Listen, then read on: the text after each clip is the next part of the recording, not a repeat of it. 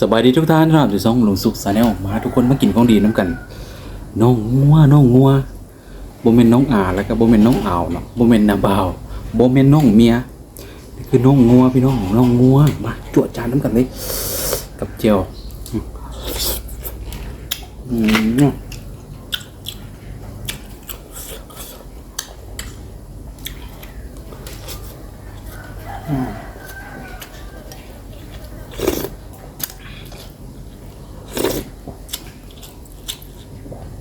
เข้ากัน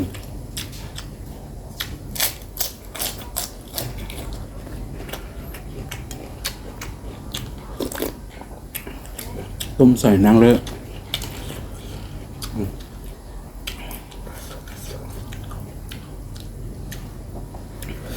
คุยกับเจียวขมๆนะ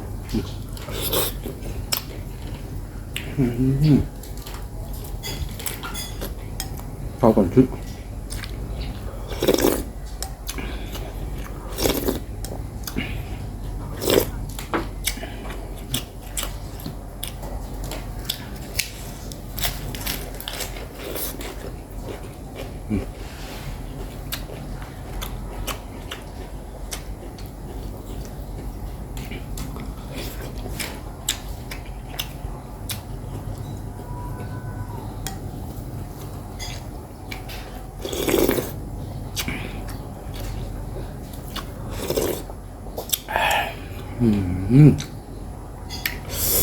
แซ่บพี่น้องแซ่บ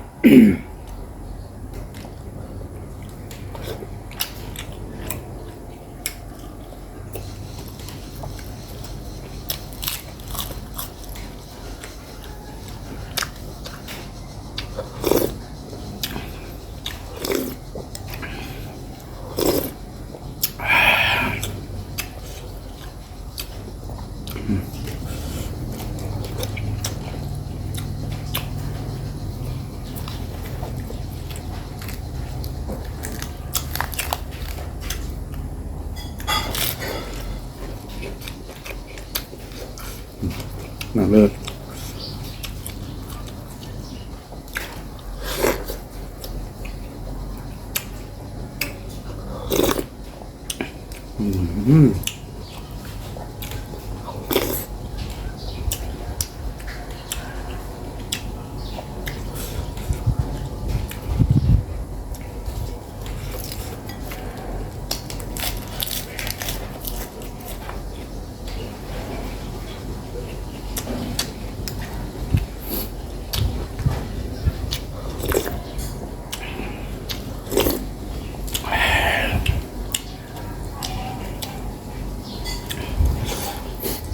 สุด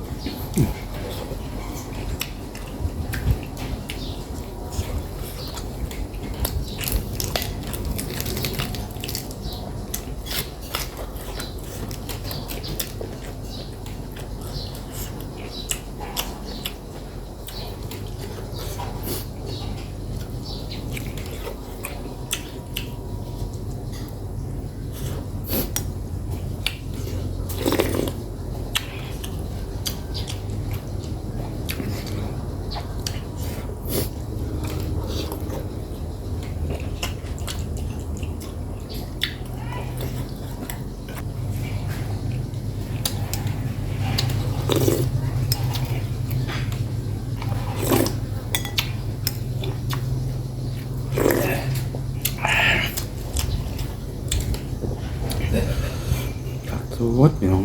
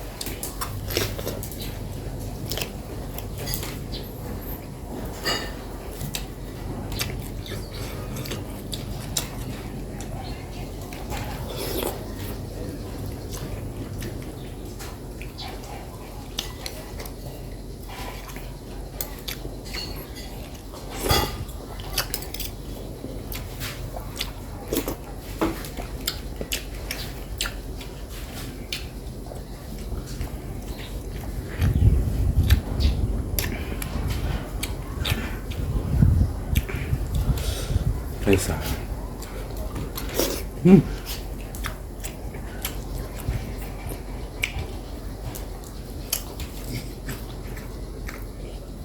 ต้มซุปยังดิ้นเสีย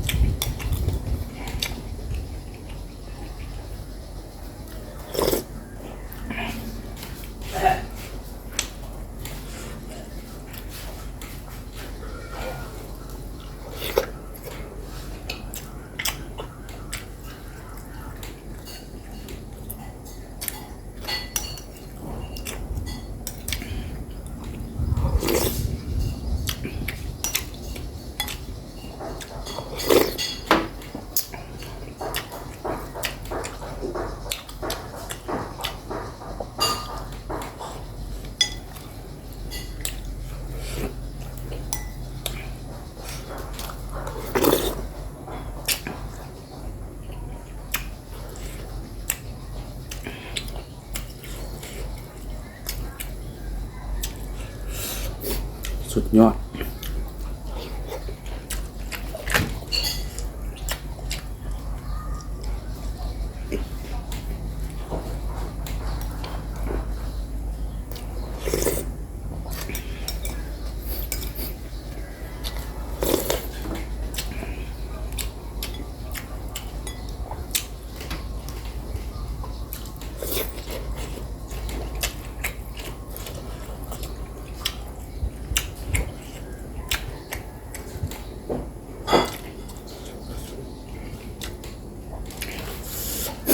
อิ่มท่านผู้ชม